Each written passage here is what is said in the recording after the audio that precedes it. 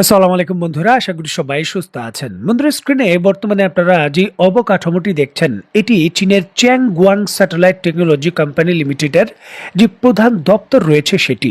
এখানে আপনাদের সুবিধার্থে বলে রাখা ভালো, এটি চীনের প্রথম বাণিজ্যিক রিমোট সেন্সিং স্যাটেলাইট কোম্পানি। আমাদের স্পেসে বর্তমানে শত শত স্যাটেলাইট রয়েছে, GPRS system satellite, communication satellite, guidance system satellite ইত্যাদি স্যাটেলাইট। তবে এই যে রিমোট সেন্সরিং স্যাটেলাইট, সেটা একটা ভিন্ন ধরনের কাজ করে।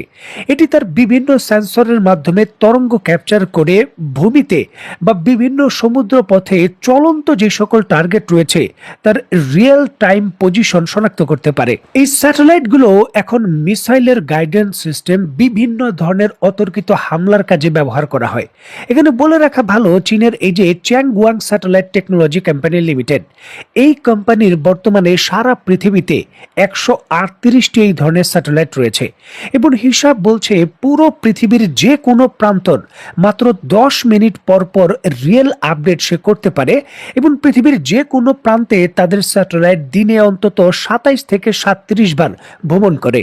দেখুন, যদিও চীনের এই রিমোট সেন্সরিং স্যাটেলাইটগুলো পৃথিবী থেকে 500 কিলোমিটার উপরে রয়েছে, তারপরও এর সেন্সর সিস্টেম এতটাই শক্তিশালী, ভূমিতে থাকা যে কোনো বস্তুর মাত্র 0.5 মিটার রেজুলেশনের সে শক্তিশালী ছবি তুলতে পারে এবং এর লাইভ আপডেট দিতে পারে। বলতে পারেন অনেকটা ভিডিও ফিডব্যাকের মতোই। মধ্যপ্রাচ্য রেড সির উপকূলে হামলা এবং হুতিদের সক্ষমতা এবং অন্যান্য ইরানের সক্ষমতা, এই সকল কিছুতেই এই রিমোট সেন্সরিং স্যাটেলাইটের একটি বড় যোগদান রয়েছে। দেখুন, যুক্তরাষ্ট্র কি কি অস্ত্র প্রেরণ করছে বা কোন কোন জাহাজ ইসরায়েলকে সহযোগিতা করছে বিশাল সমুদ্রে, এই সকল কিছু নজরদারি করে চীনের এই স্যাটেলাইট কোম্পানি। যদিও এটি চীনা অর্থায়নের রাষ্ট্রীয় একটি হাতিয়ার, তবে চীন এই সেন্সর কোম্পানি বা এই স্যাটেলাইট কোম্পানিকে একটি বেসরকারি কোম্পানি হিসেবে লিস্টেড করে রেখেছে, অনেকটা আমেরিকার মতো। আমেরিকার যে গুগল আর্থ কোম্পানি রয়েছে বা গুগল যে ম্যাপ কোম্পানি রয়েছে, তারা কিন্তু প্রাইভেট কোম্পানি, তবে এটি যুক্তরাষ্ট্রের অন্যতম একটি শক্তিশালী হাতিয়ার। ঠিক এমনই চীনের এই স্যাটেলাইট কোম্পানি, যারা 138টি স্যাটেলাইট নিক্ষেপের জন্য বা উৎক্ষেপণের জন্য চীনা সরকারের থেকে বিপুল পরিমাণের অর্থায়ন পেয়েছে, তবে চীন সরকার এটাকে রাষ্ট্রায়ত্ত কোম্পানি হিসাবে স্বীকার করে না। এর কারণ হলো প্রাইভেট সেক্টরের অধীনে বিভিন্ন ধরনের যুক্তরাষ্ট্রের বিরুদ্ধে এই যে মিশনগুলো রয়েছে, এই কোম্পানিটি বাস্তবায়ন করে। দেখুন, আজকে হুতিরা পুরো ভারত মহাসাগর এবং রেড সির উপকূলে দেখে দেখে নজরদারি করে ইসরায়েল এবং যুক্তরাষ্ট্রের জাহাজে যে হামলা করছে, সেটা চীনের এই স্যাটেলাইটের কারণে।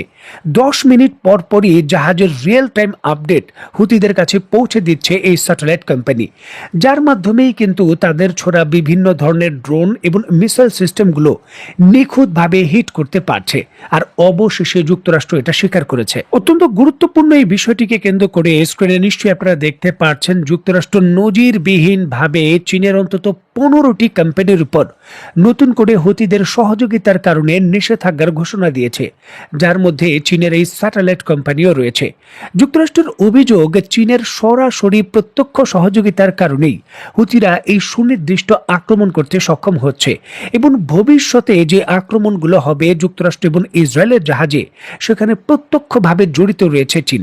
চীনের এই স্যাটেলাইট কোম্পানিগুলোই কিন্তু সুনির্দিষ্টভাবে যুক্তরাষ্ট্রের জাহাজের অবস্থান, ইসরায়েলের জাহাজের অবস্থান, কোন জাহাজ কোন দিকে যাচ্ছে এবং কখন আক্রমণ করতে হবে, সকল কিছুর তথ্য তৈরি করে দিচ্ছে। এছাড়াও বর্তমানে হুতিরা যেই লং রেঞ্জের ড্রোনগুলো ব্যবহার করছে এবং যে মিসাইলগুলো ব্যবহার করছে, তার গাইডেন্স সিস্টেম, বিভিন্ন ধরনের গুরুত্বপূর্ণ ইকুইপমেন্টও চীনের কয়েকটি কোম্পানি সরবরাহ করছে, যার জন্য এই 15টি কোম্পানির উপর তারা নিষেধাজ্ঞা দিয়েছে।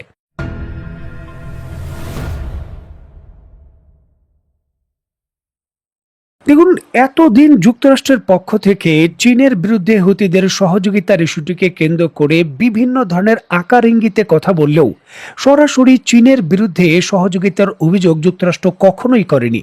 এইবারই প্রথম তারা অভিযোগ শুধু করেনি, 15টি কোম্পানির উপর নিষেধাজ্ঞা দিয়েছে।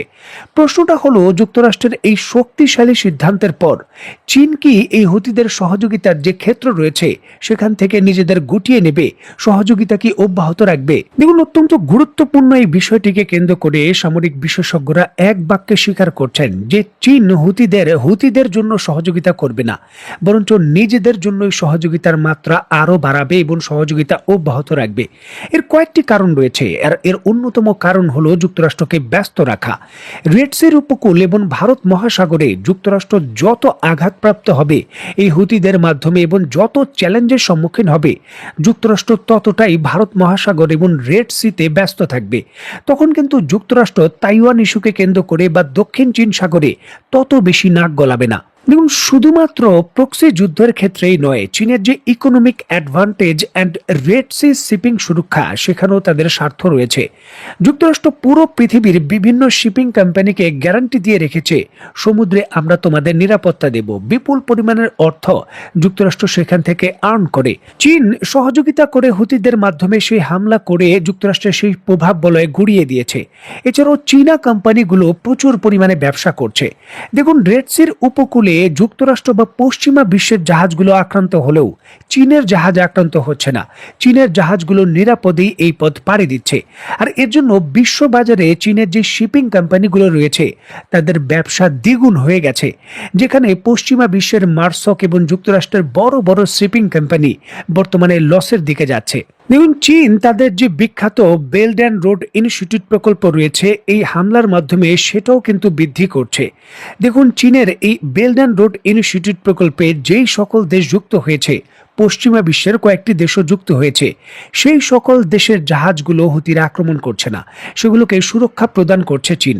আর এর মাধ্যমে কৃত্রিমভাবে চীনের যে বেল্ট অ্যান্ড রোড ইনিশিয়েটিভ প্রকল্প রয়েছে তার প্রভাবও কিন্তু বাড়ছে। সুতরাং যুক্তরাষ্ট্রের নিষেধাজ্ঞায় কোনো কিছু যায় আসে না। চীন কিন্তু অবশ্যই সহযোগিতা করবে এবং সহযোগিতার মাত্রা বাড়াবে।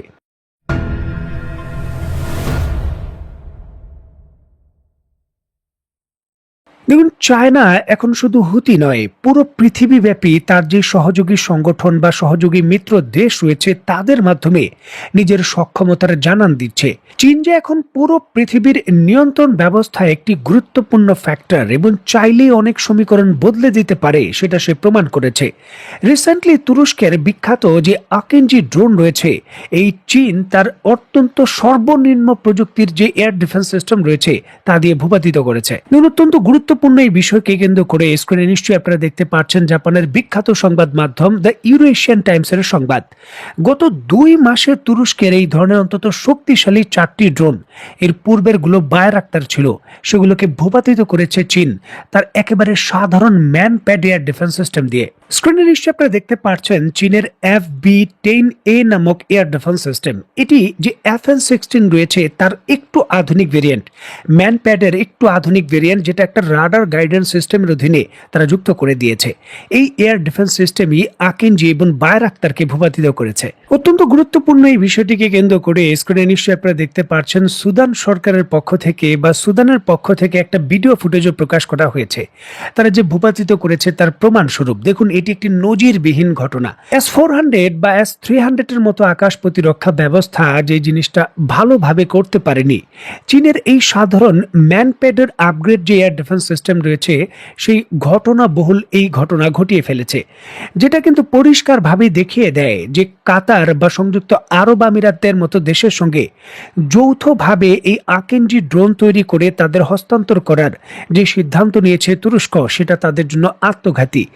বিশ্বব্যাপী এই সমরাস্ত্রগুলোর যে রেপুটেশন রয়েছে সেটাকে গুড়িয়ে দিচ্ছে তাদের অপব্যবহার বা অপর্যাপ্ত ব্যবহার। হতে পারে এটা চীনের এয়ার ডিফেন্স সিস্টেমের সক্ষমতাও হতে পারে, কারণ চীনের এয়ার ডিফেন্স ক্যাপাবিলিটি এখন গোল্ডেন ডোমের অধীনে পুরো পৃথিবীতেই নজরদারি করতে পারে। সুতরাং এটার ম্যাটার করে না যে এখন কোন আকাশ প্রতিরক্ষা ব্যবস্থা আপনি ব্যবহার করছেন, শুধুমাত্র সময় মতো চীনের মিসাইল ফায়ার করলেই হবে। গ্লোবাল ডোমের অধীনে চীনের যে পুরো পৃথিবীতে যে তাদের নজরদারি সিস্টেম রয়েছে সেটা বাকি কাজ করে ফেলবে। সুতরাং বোঝাই যায় চীনের সক্ষমতা কোন জায়গায় গিয়ে পৌঁছেছে। তো বন্ধুরা, অত্যন্ত গুরুত্বপূর্ণ এই বিষয়গুলোকে কেন্দ্র করে আপনি ব্যক্তিগতভাবে কি মনে করছেন তো অবশ্যই কমেন্ট বক্সে লিখবেন। তো বন্ধুরা, আজকের মতো বিদায়, নতুন কোনো ভিডিও নিয়ে আবার দেখা হবে। সে পর্যন্ত সবাই ভালো থাকবেন, সুস্থ থাকবেন এবং বাংলাদেশকে ভালোবাসবেন। আল্লাহ হাফেজ।